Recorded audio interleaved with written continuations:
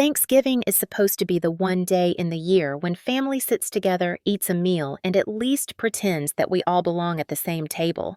But on that evening, as I carried the last dish into my mother's dining room, I had no idea that the food I had spent all day preparing would not be the thing anyone remembered. I had chosen my outfit carefully, a cream silk blouse that cost me 2 full weeks of budgeting, and a navy skirt that made me feel like I had finally stepped out of the shadow my family always insisted I live under. My 6-year-old son Ethan had helped me pick out a simple necklace, his small fingers proud as he clasped it behind my neck before we left the house. He told me, "Mommy, you look like a queen today." I held on to that sentence as armor without knowing how quickly I would need it. The table was set with all the trimmings, turkey-roasted golden cranberry sauce shining in little glass dishes, mashed potatoes steaming in the center. My father, Charles, sat at the head, as he always did, his eyes already on the television in the other room, pretending to be present while actually lost in the endless stream of football. My mother, Linda, fluttered around, correcting the placement of silverware, as though that mattered more than the weight of the words that would soon hang in the air. My older sister Vanessa, perfectly manicured, sat with her daughter Sophie beside her. Sophie was 17, tall and smug in a way only someone who had never truly worked for anything can be. She scrolled on her phone through most of the meal, tapping out messages, while the rest of us chewed in silence, broken only by small talk about weather and sales. I told myself to breathe, to let the awkwardness roll off me, because I wanted Ethan to see family as something warm, not cold. He sat beside me, feet dangling above the floor, watching his cousins and aunts like he was studying a foreign language. Then, halfway through the meal, Sophie stood up with her empty glass and crossed the room to the punch bowl I had made that afternoon, a mix of cranberry juice and ginger ale that shimmered under the lights. I did not pay attention at first. I was cutting Ethan's turkey into smaller bites when I felt it, the sudden cold, the splash against my chest, the sound of liquid slapping cloth. I gasped and looked down to see my blouse soaked in red, the fabric clinging to me dripping onto my skirt, staining everything I had put together with such care. The room went silent. I looked up at Sophie, still holding her empty glass, eyes locked on mine. She tilted her head, smiled with the cruelty of someone who knew she could get away with anything, and said clearly enough for everyone to hear, "Now you look as cheap as you really are." The words landed harder than the drink. My body froze, heat rising in my face, but no one moved to defend me. My father looked down at his plate as if the turkey bones suddenly fascinated him. My mother shook her head with a faint smile and said, "It's just a prank. Rachel, don't overreact." My sister Vanessa smirked, half amused, half proud of her daughter's boldness, as though public humiliation was a skill worth encouraging. Ethan's small hand grabbed mine under the table, trembling. That was the only touch of humanity I felt in that moment. In the silence that followed, I realized that this was not just a childish mistake or a spilled drink. This was deliberate. It was a performance staged in front of the very people who should have been my shield. My son had seen it. My parents had condoned it. My sister had allowed it. And Sophie, her face glowing with satisfaction, had delivered the line like a practiced actress on stage. I excused myself without raising my voice. I walked to the bathroom, each step heavy with liquid seeping into fabric, the smell of cranberry clinging to me like an unwanted perfume. In the mirror, I saw not just a stained blouse, but years of smaller humiliations, layered one on top of the other. Vanessa borrowing money and never paying it back. My mother dismissing my hard work as if being single and raising Ethan was not enough. My father's silence every time I needed him to speak. Sophie's endless mocking comments about my clothes, my job, my life. This drink, this quote, was only the surface crack on a structure that had been weakening for years. Ethan's face replayed in my mind those wide eyes that had seen his mother insulted without anyone stepping in. I pressed a towel against my blouse, but no towel could wipe away the fact that if I did nothing, he would remember this night as the night his mother let humiliation slide by. I breathed, steadying myself. Rage would teach him that anger wins. Silence would teach him that pain is swallowed. But control could teach him that power comes not from shouting, but from deciding when and how to strike back. I walked back to the table after blotting my blouse, still damp, still visibly ruined. Nobody looked directly at me. Sophie smirked again. Vanessa continued talking about a client from work. My mother tried to change the subject, and my father reached for another piece of bread. Only Ethan's eyes followed me, searching for a sign that I was still strong. I sat down, refilled my glass, and raised it slightly in a gesture that looked like nothing more than routine. Inside, though, I had already drawn the line. This Thanksgiving would not end with pumpkin pie and polite conversation. It would not end with me being the silent punching bag, the convenient scapegoat, the reliable wallet. No, this night had rewritten the rules. They thought my quiet meant acceptance, but my quiet was the sound of calculation. I smiled, not because I was happy, but because I already knew this humiliation would be the last one they ever delivered without consequences. Long before the cranberry punch soaked into my blouse on Thanksgiving night, I had already been living with stains that no detergent could wash out. They weren't visible on fabric, but they showed in bank statements and hushed phone calls, in the way my family looked at me as though my role was not daughter or sister, but provider, lender, rescuer. I was the one they could drain without ever saying thank you. I became that person years ago when Vanessa, my older sister, lost her job at a marketing firm. She called me at 11 at night, her voice frantic, telling me the mortgage was due, the utilities were overdue, and Sophie's school fees would bounce if she didn't find cash quickly. I was 26 then, fresh in my job as a junior accountant, barely making enough to cover my own rent and Ethan's daycare.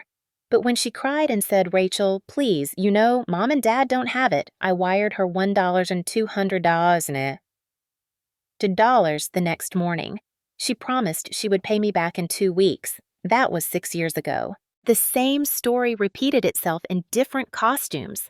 Once it was car insurance. Once it was credit card debt.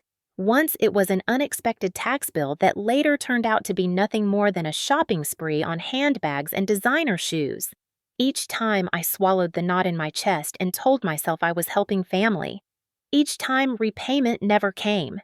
Instead, Vanessa learned that my silence meant permission. My parents, Linda and Charles, knew exactly what was happening, but their responses cut deeper than Vanessa's lies. Mom would shake her head and say, "Rachel, you don't understand. Vanessa has more responsibilities. She's raising a teenager. Life is harder for her." Dad would stay quiet, his eyes glued to the evening news as if my sacrifice was background noise he didn't need to acknowledge. The unspoken rule in our household was simple. Vanessa's needs came first, mine came last, and my voice didn't matter. The biggest betrayal came 2 years ago when I discovered that Sophie's car, the little silver hatchback she flaunted all over social media, wasn't actually Sophie's. The paperwork, the title, the insurance all bore my name. Vanessa had convinced me to co-sign the purchase because her credit was temporarily low. She had said, "It's just a formality. Rachel, you won't even notice." I had scraped together the down payment, convinced myself it was temporary, and waited for the monthly checks that never arrived. Instead, Sophie posed with the car for Instagram captions like, "Blessed girl, best mom ever," while I drove my aging sedan with the check engine light blinking. It wasn't just the money, though, that alone had been enough to crush me. It was the way they treated my giving as obligation rather than generosity.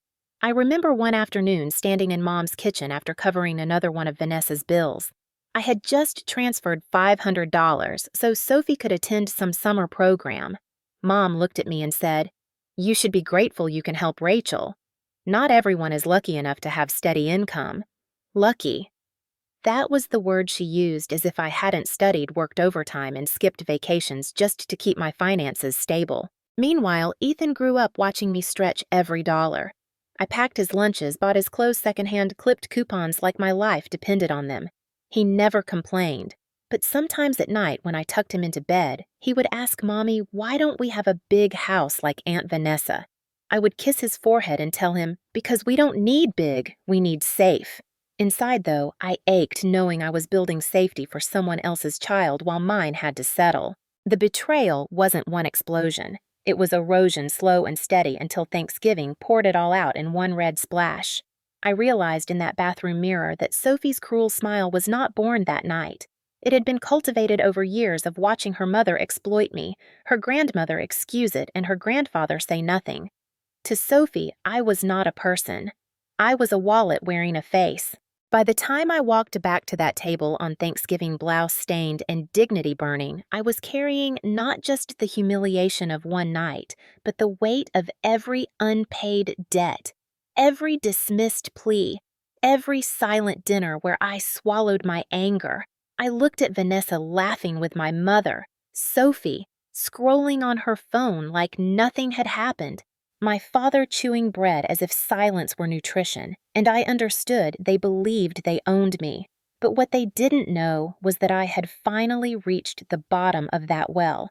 And when a well runs dry, the ones who drink from it are the first to suffer. The smell of roasted turkey still hung thick in the dining room when I returned to my seat, the dampness of my ruined blouse cold against my skin. The punch had dried sticky along the seams, a scarlet reminder of what Sophie had done. I tried to sit tall to keep my movements calm because Ethan's wide eyes never left me.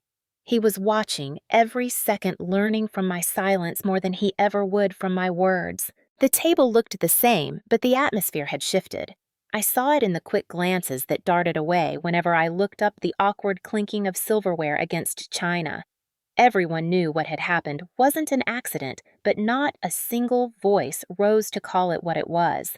Sophie leaned back in her chair, scrolling on her phone, her smirk playing at the corner of her mouth like she had just won something. Vanessa carried on a conversation about a work project, her tone light and casual, as if her daughter hadn't just humiliated me in front of the entire family. I waited. I wanted to see if anyone would step in if the weight of silence would finally become too heavy to bear. My father cleared his throat once, then lowered his eyes back to his plate. My mother glanced at me briefly before pouring herself more wine, her expression unreadable, her lips pressed into that thin line I had grown up with, a line that meant she had already decided it was better to keep peace than to defend me. The betrayal wasn't just Sophie's cruel words. It was the way the people who raised me chose silence over justice. Ethan nudged me softly, his small fingers tightening around mine under the table. That single gesture burned into me more than Sophie's smirk. My son needed to see strength, but what he was seeing was a family who treated his mother like she was disposable. I knew that if I lashed out, if I screamed or threw something back, he would remember that rage. If I cried, he would remember the weakness. But if I stayed calm, if I chose control, he would learn that power didn't have to be loud. I looked across the table at Sophie, at her perfect manicure, the way she tilted her head with arrogance she hadn't earned. She thought she had written the final act of the night. She thought humiliation was the end of the story. But she was wrong. She had only lit the fuse. I smiled faintly, a smile so calm it made Vanessa falter mid-sentence. She caught my eyes searching for the usual defeat, but I gave her nothing. I nodded politely when she spoke, lifted my fork as though nothing had happened, and let the silence grow heavier around us. To them, maybe it looked like I was swallowing humiliation the way I always had. But inside, I was already moving pieces in my head, already laying the groundwork for what would come next. No one apologized. Not Vanessa, not Sophie, not even my mother. That, more than the punch, was the betrayal I couldn't forgive. Their silence was permission. Their indifference was complicity. And as I sat there in damp clothes, the cranberry smell clinging to me like a second skin, I knew the lesson Ethan needed to learn wasn't about family loyalty or forgiveness. It was about boundaries. It was about teaching him that even when your own blood betrays you, you can decide where the line is drawn. I reached for my glass, refilled it, and raised it to my lips with steady hands.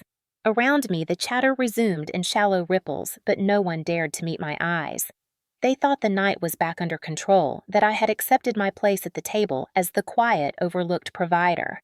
Let them think it, because in that very moment I promised myself something I had never dared before. This would be the last time I sat in silence while they fed on my patience and my generosity.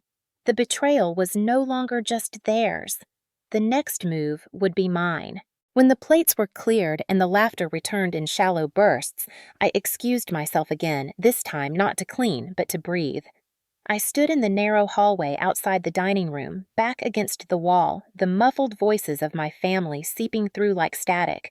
My blouse was still damp, the cranberry stain spreading darker with each passing minute.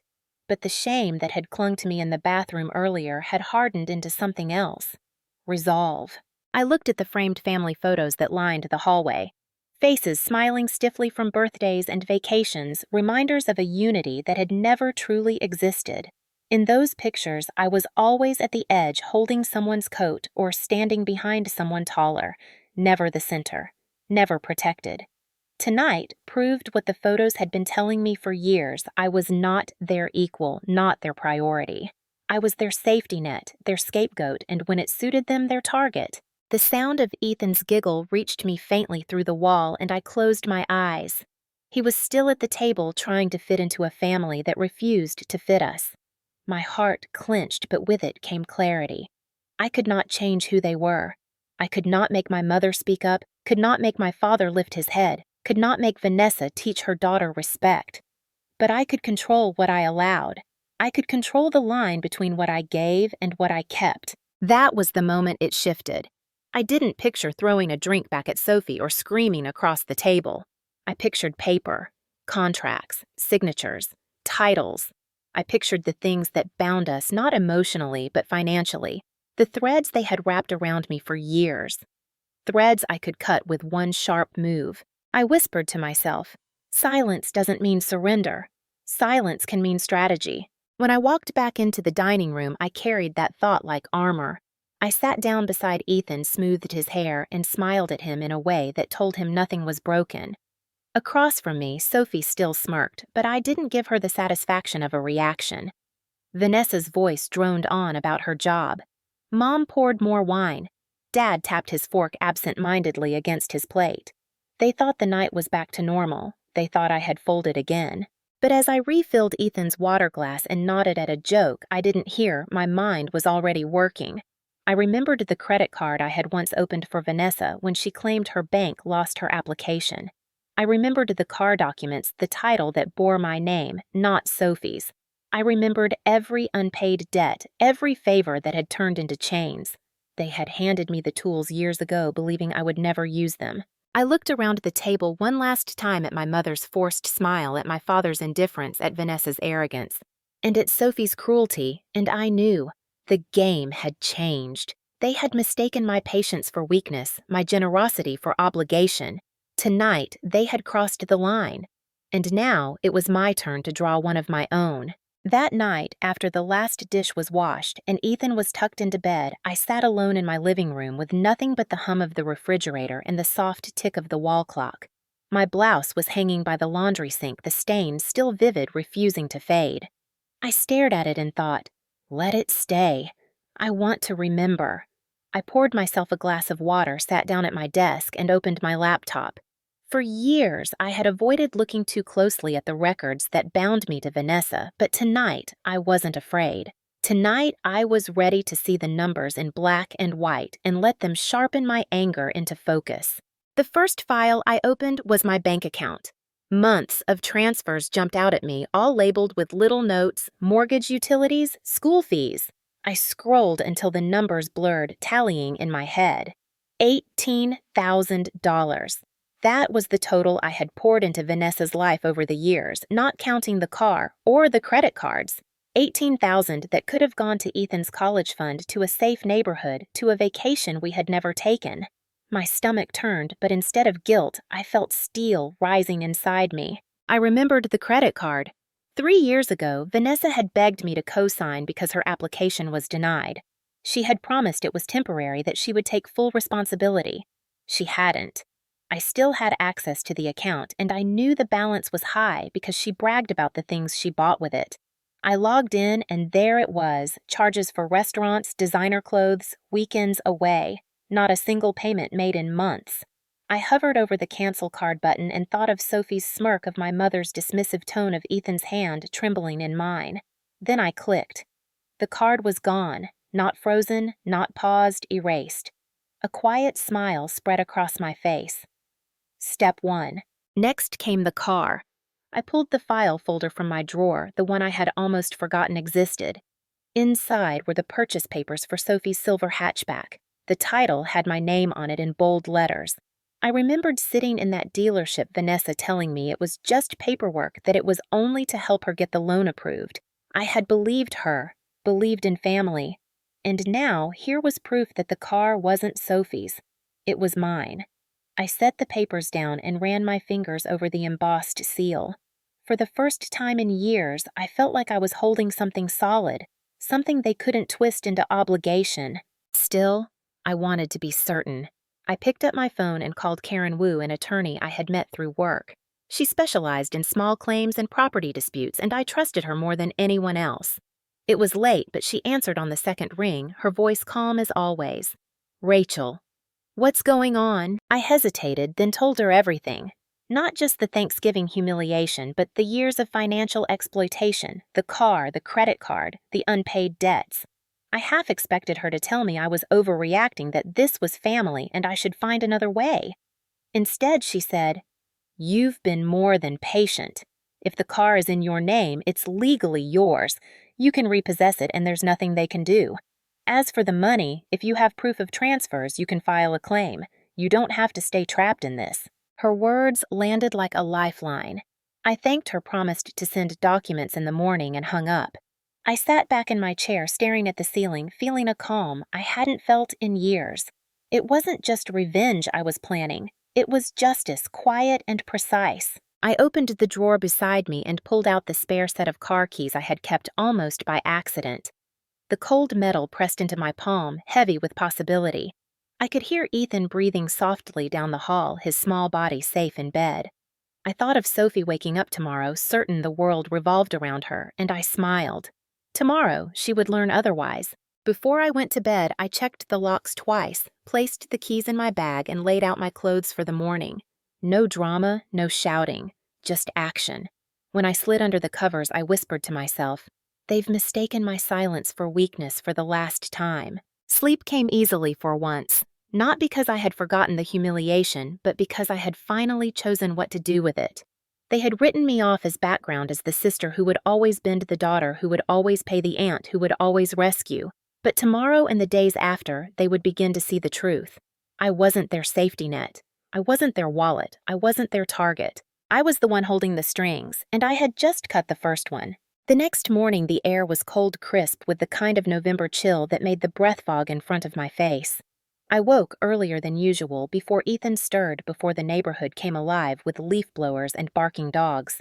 The keys to Sophie's hatchback were already in my bag, resting there like a promise. I moved through the house, quietly poured coffee into a travel mug, and slipped on my jacket. For once, I didn't feel rushed or heavy. I felt steady, deliberate. Ethan was still asleep, curled under his superhero blanket. I kissed his forehead and whispered that I'd be back soon. He didn't stir. My heart ached with how peaceful he looked, and for a moment I thought of what he had witnessed the night before. I wanted him to wake up to a mother who didn't just endure, but acted. The driveway was still wet with dew when I stepped outside. Sophie's silver hatchback sat there gleaming faintly under the early sun, her vanity plate shining as if it belonged to her. But the paperwork in my desk said otherwise, and today that mattered more than the image she flaunted online. I unlocked the door, slid into the seat, and inhaled. The scent of artificial vanilla perfume hit me, sweet and cloying, a teenager's attempt at sophistication. I turned the key and the engine hummed alive without resistance. My hands tightened on the wheel. This car wasn't hers. It had never been hers. It was mine, and today I was reclaiming it. The streets were quiet as I drove, the tires hissing against the pavement. Every red light felt like a checkpoint, every passing car a witness. But I didn't flinch. I reminded myself that this was not theft, not revenge in the eyes of the law. This was repossession, legal and rightful. I was not taking something away, I was restoring balance. 20 minutes later, I pulled into the back lot of a workshop on the far side of town.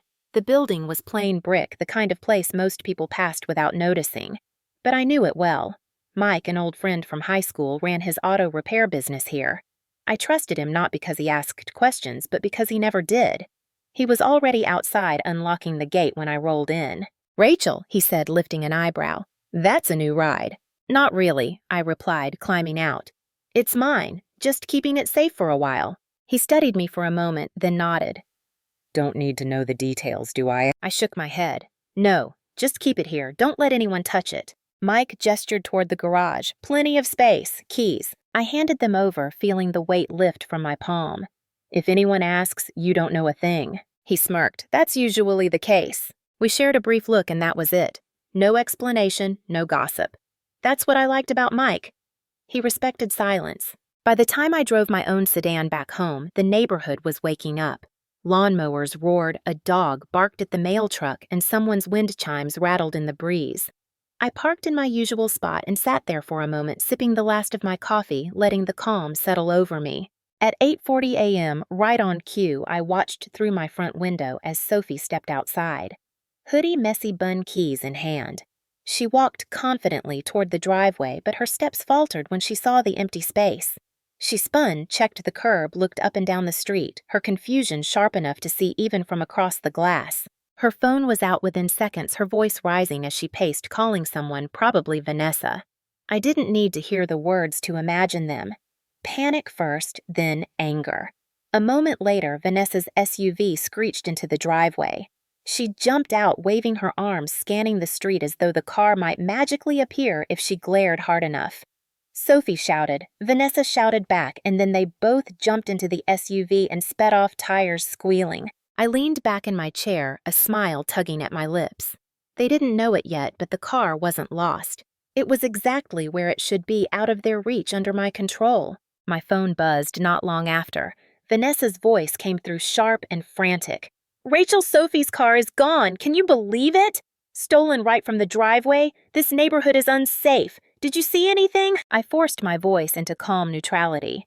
That's terrible, Vanessa. No, I didn't see a thing. Did you call the police? Of course, she snapped. They're useless. We'll see if they do anything. I murmured sympathy and ended the call. I didn't offer help. I didn't offer money. For once, I let the silence hang. As I put the phone down, Ethan wandered into the kitchen, rubbing his eyes. Mommy, what are you smiling at? He asked softly. Just thinking, I told him, pulling him close.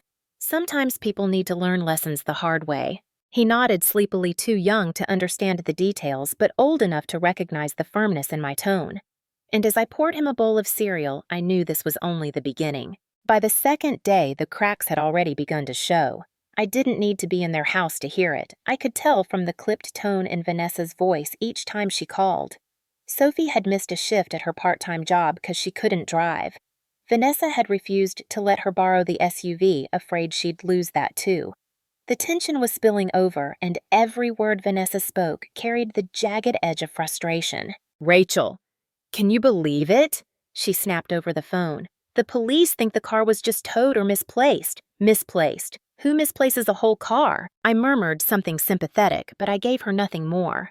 Silence on my end was gasoline on her fire. By the third morning, it was my mother calling.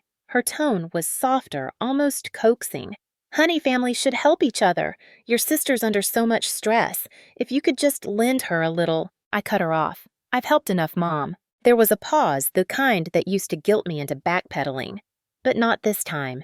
She sighed, said something about me being ungrateful, and hung up.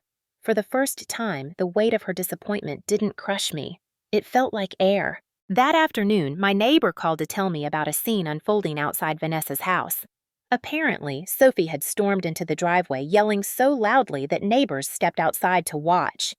You always blame me, she shouted at Vanessa.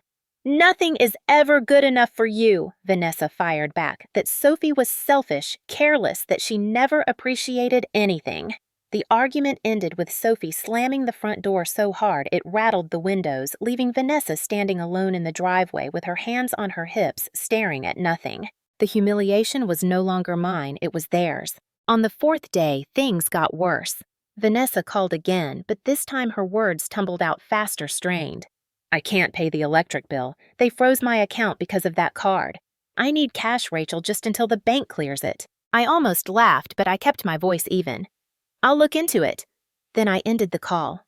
I never looked into it. That evening, Ethan and I went to the grocery store. In the cereal aisle, we nearly bumped into Sophie and two of her friends. They were laughing, scrolling through their phones until they saw me. Sophie froze, her face tightening. She leaned toward her friends, whispered something sharp, and they both turned to look at me. One of them smirked nervously, the other frowned as if unsure what to believe. I walked past without a word, without even slowing down. Ethan looked up at me puzzled, but I just squeezed his shoulder. I didn't need to fight in grocery aisles. My silence was louder. By the fifth day, the polite facade had completely crumbled. Vanessa's calls were no longer frantic, but cold, laced with suspicion. She asked if I'd noticed strangers in my neighborhood, if I'd had packages go missing, if my doorbell camera had picked up anything unusual. She didn't accuse me directly, but I could hear the shift. She wanted to see if I'd slip, if my voice would tremble. It didn't. Later that night, my mother called again. Her words were careful probing. Vanessa says someone in the family might know something about the car. She didn't say who, but you'd tell me, wouldn't you, Rachel, if you knew? I smiled into the receiver, though she couldn't see me. Of course, Mom. If I knew, I'd tell you. Maybe it's just abandoned somewhere. These things happen. She seemed satisfied enough to end the call, but I knew suspicion had already planted itself like a seed. Seeds grow fast in families like ours. By the seventh day, Vanessa and Sophie weren't even pretending to be civil. Their fights spilled onto the front lawn, audible through the neighborhood. Sophie accused Vanessa of ruining her life, of never trusting her, of caring more about appearances than her own daughter. Vanessa shot back that Sophie was spoiled, careless, entitled. The missing car had become a symbol, the match that lit years of hidden resentment. Neighbors talked. My phone buzzed with a mutual friend's message. Your sister and niece are tearing each other apart. You should have seen the show. I sat on my couch, Ethan playing with his toy cars on the rug beside me, and listened to the faint echo of shouting carried through the cold evening air. My heart didn't race. My hands didn't shake. For once, the storm wasn't mine to contain. And when Sophie slammed the door hard enough for the sound to carry down the block, I leaned back and thought, they thought I was the weak one. But look who's breaking now. By the eighth day, I no longer felt like a woman waiting for her family to apologize. I felt like a woman holding evidence, and evidence was heavier than guilt. The car was safe in Mike's garage. The credit card was canceled. But those were just the opening moves. If I stopped there, Vanessa would eventually spin the story. Convince my mother and father that I had overreacted, that I was vindictive, that Sophie's little prank had been nothing more than teenage attitude. I needed something undeniable, something stamped with the authority they had always ignored in me. I needed the law. I gathered everything: bank statements showing transfers with notes like mortgage and utilities, text messages from Vanessa begging for money and promising repayment that never came, the car title with my name printed clear as day. I spread them across my kitchen table like puzzle pieces, forming a picture too sharp to look away from. Ethan wandered in, chewing on a piece of toast. His eyes widened at the stacks of paper. "Homework, Mommy?" he asked. "In a way," I said softly. "This is homework that teaches people not to take what isn't theirs." He nodded solemnly, as though he understood more than I gave him credit for. That afternoon, I called Karen Wu again. She listened carefully as I explained that I wanted to move forward, not just threaten. If you have documentation, you can file a claim for repayment of the money. You could also send a cease and desist letter about further financial demands. And with the car, Rachel, if the title's in your name, you have every right to keep it. They can scream all they want, but the law will stand with you. I hesitated. "Do you think I'm being petty?" Her answer was firm. "Petty is shouting at Thanksgiving dinner. Petty is tossing a drink in someone's face.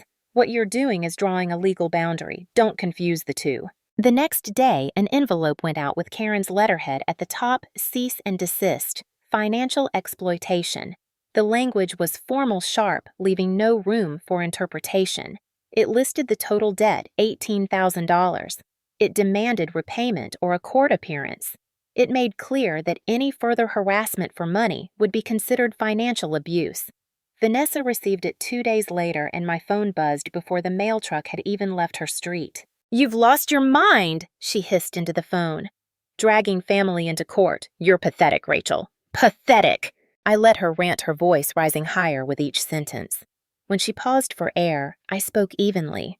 "The papers speak for themselves. You can pay or you can face a judge. It's your choice. You think you'll win. You think Mom and Dad will forgive you for this." I smiled, though she couldn't see me. "This isn't about forgiveness. It's about facts." Click. She hung up. For the first time, I didn't feel small after her anger.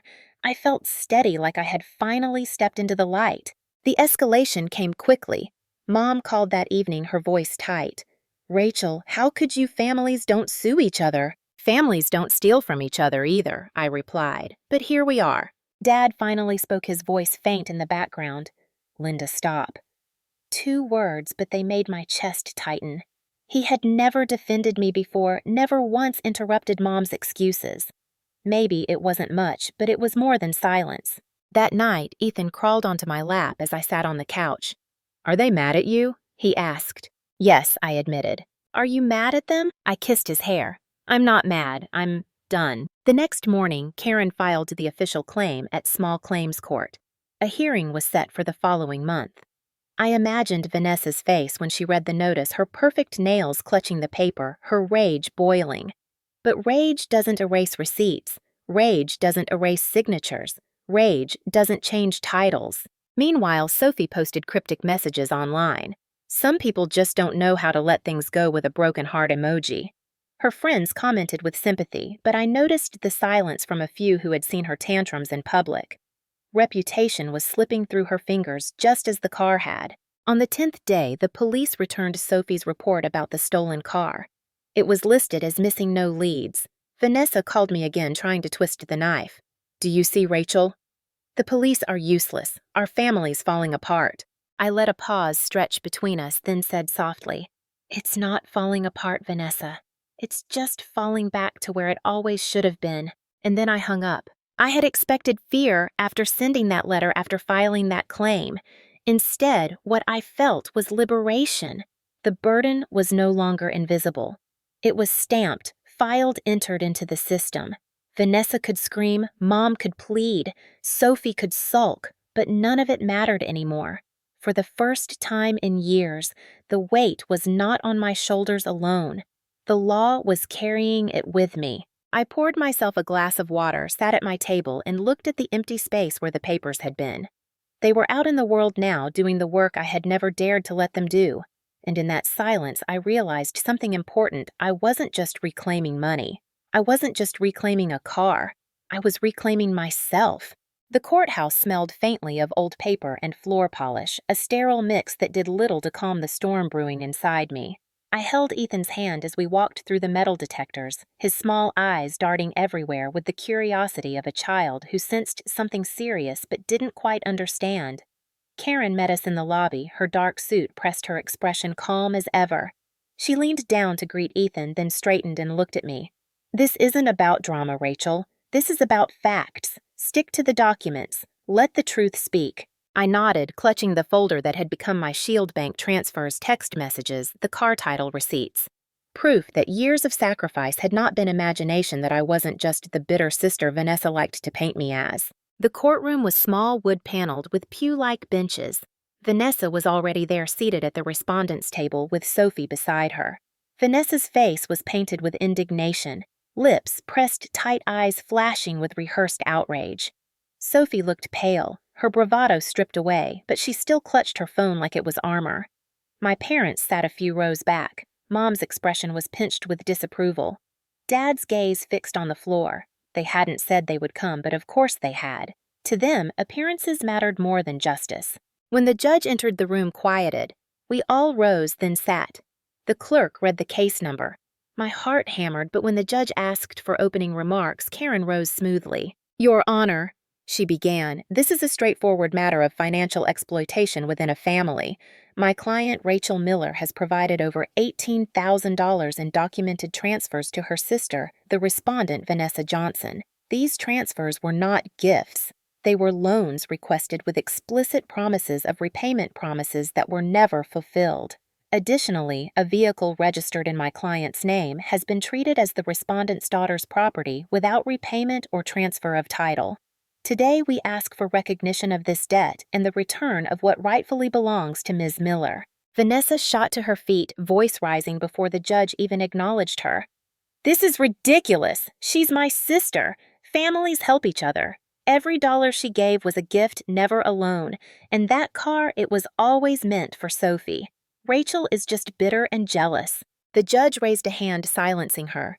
You will have your chance, Ms. Johnson. Sit down. The hearing moved forward. Karen presented the bank transfers, each one projected on the small screen for the court to see.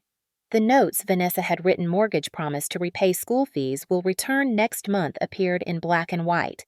My stomach twisted as years of quiet suffering turned into exhibits, but at the same time, I felt lighter. Vanessa squirmed, then tried to argue. Those notes didn't mean anything. She volunteered that money. I never asked for repayment. Karen's voice cut sharp. Then why did you write promise to repay on the transfer? Vanessa faltered. It was just a phrase. The judge's eyebrow lifted unimpressed. Then came the car. Karen held up the title my name clear on the line marked owner.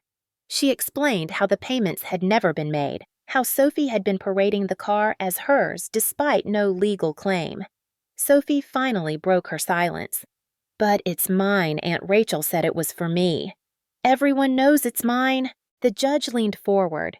Do you have documents proving ownership? Sophie's face flushed. Well, no, but no documents. No claim. The judge interrupted. A car is not owned by social media posts or assumptions. It is owned by title, and this title is in Ms. Miller's name. Sophie's eyes filled with tears. She whispered furiously to Vanessa, who patted her hand but looked rattled. Karen rested her case with quiet confidence. Your Honor, the evidence speaks for itself. $18,000 in unpaid loans and a vehicle legally belonging to Ms. Miller. We request judgment in her favor. Vanessa rose for her turn, voice quivering between anger and desperation. She tried to paint me as a cold sister obsessed with money, holding grudges. She spoke of family bonds, of loyalty, of how shameful it was to drag private matters into court. She even gestured toward Mom and Dad, saying, Our parents know Rachel has always been difficult, always selfish. I clenched my fists, but I didn't speak. I didn't need to. The judge looked unimpressed. This court does not deal in family gossip. It deals in facts. When the closing remarks ended, the judge paused, reviewing the documents.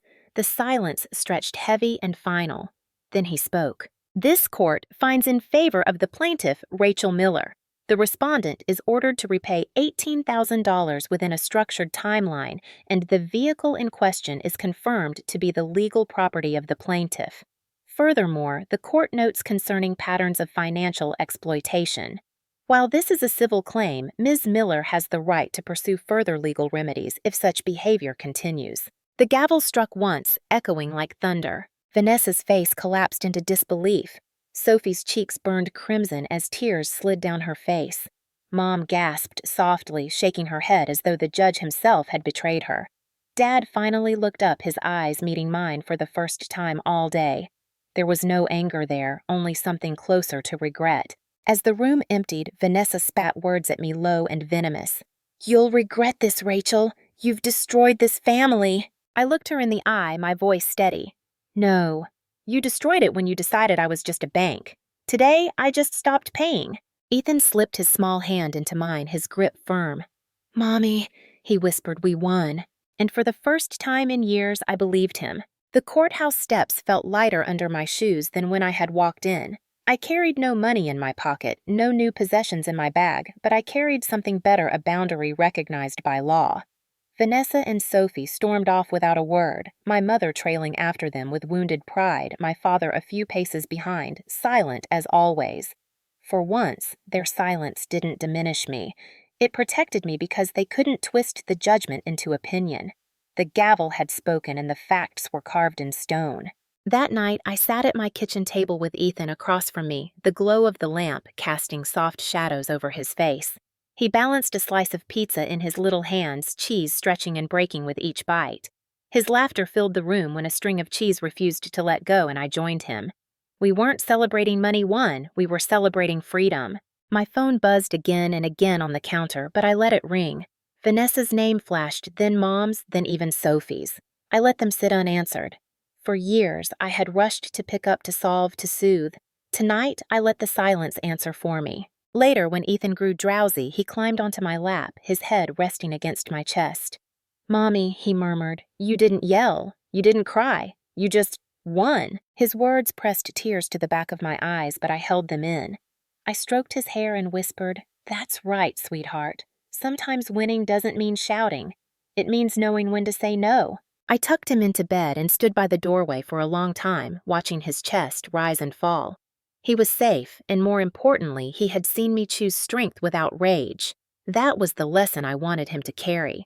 Not that his mother was a victim, not that his mother lashed out, but that his mother drew lines that no one crossed twice. The next morning, my father called me quietly, almost hesitantly. His voice was low, weary. "Rachel, maybe you're right. Maybe silence isn't always golden." It was the closest thing to an apology I had ever heard from him. I didn't need more. For the first time in years, I felt no obligation to run to anyone's rescue. My paycheck was mine, my savings was mine, and the car was mine. Most importantly, my peace was mine. I had cut the strings that tethered me to their demands.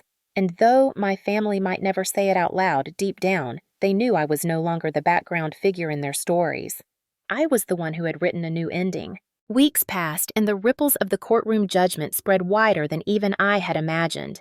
Vanessa's credit score plummeted after the repayment order creditors calling at all hours. She tried to spin the story to her friends, painting me as vindictive, but most of them had already heard about the court ruling. Documents and judges don't bend to gossip. The same neighbors who once smiled politely at her now whispered when she walked past, shaking their heads at the woman who had treated her sister like a bank until the law stepped in. Sophie, stripped of her car, rode the bus to her part-time job. Her Instagram, once full of photos, perched proudly on the hood of the hatchback, turned quiet. She still posted, but the gloss was gone. The friends who had laughed with her at the grocery store kept their distance, tired of being pulled into her drama. I even overheard one of Ethan's classmates whisper to him, "Isn't that your cousin who lost her car?" He didn't answer. He didn't need to. The truth carried itself. Mom stopped calling for money. Her voice, when she did reach out, carried bitterness instead of demands.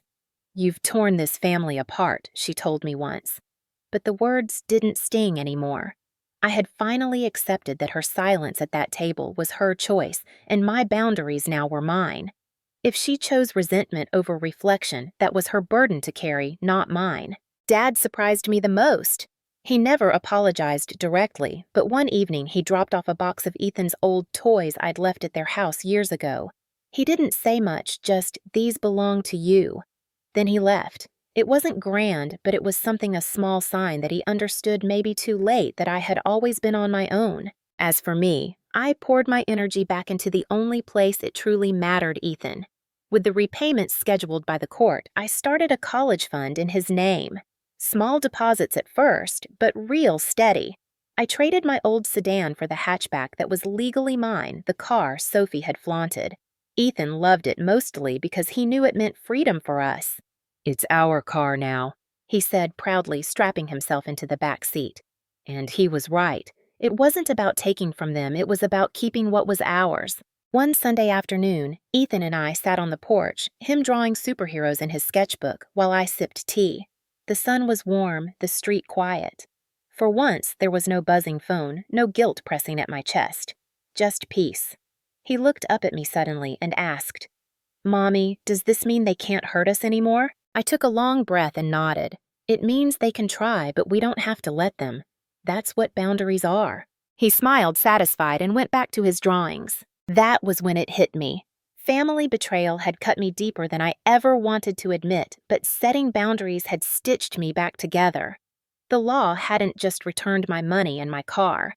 It had given me something more valuable: dignity, clarity, the chance to teach my son that even when blood betrays you, you can stand tall. I knew they would always wonder now each time they thought about crossing me again. They would remember the letter, the court, the judgment. They would remember that I didn't need to raise my voice to raise the weight of the law against them. And that, in the end, was the moral carved into my story. Family betrayal may hurt, but law and boundaries turn pain into power.